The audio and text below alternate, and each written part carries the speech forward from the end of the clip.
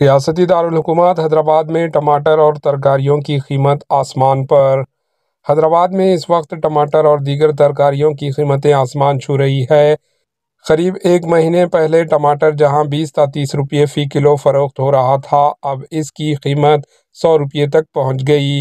रैतु बाज़ार और wholesale market में टमाटर की कीमत 60 था 80 रुपये फ़ी किलो है, लेकिन रिटेल मार्केट में इसकी कीमत 100 रुपये तक पहुंच गई है। ताजरीन का कहना है कि डिमांड के मुताबिक सरबराही में कमी और हालिया बारिश की वजह से टमाटर की फसलों को नुकसान पहुंचा, जिसकी वजह से कीमतों में इजाफा हो गया। जहां टमाटर की कीमत में इजाफा हुआ, वहीं दीगर तरकारियों की कीमत में भी इजाफा देखा जा रहा है। भिंडी की कीमत 70 रुपये, बीन्स की फली 100 रुपये, दोंडे 60 रुपये, गोभी 80 रुपये और तुराई की कीमत 70 रुपये फ़ी किलो हो गई है। प्याज की कीमत में भी इजाफा दर्ज किया जा रहा है।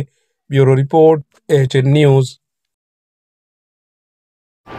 AHN न्यूज़ को लाइक करें, शेयर करें और सब्सक्राइब करना ना भूलें।